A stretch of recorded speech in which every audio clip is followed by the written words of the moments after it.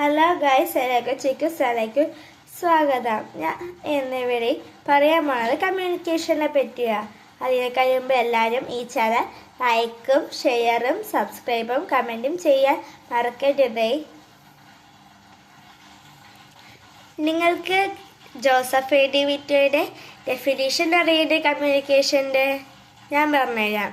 A communication is a act by one or more person send or receive messages distorted by noise within a context with some effect opportunity for feedback.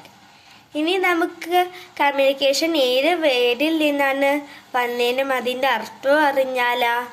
The word communication is derived from the Latin word communis, to which means common. ഇനി communication എന്തിനാണ് involve ആവേണ്ടതെന്ന് അറിഞ്ഞാൽ communication involve social and cultural togetherness.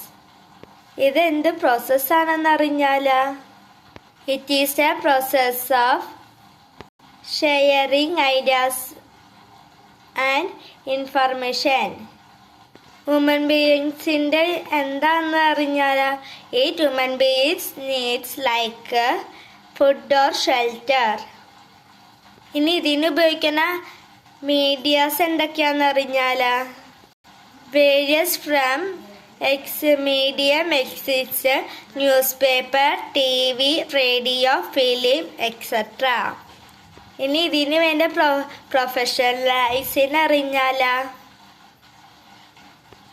professionals like advertisers, journalists, PR persons, etc.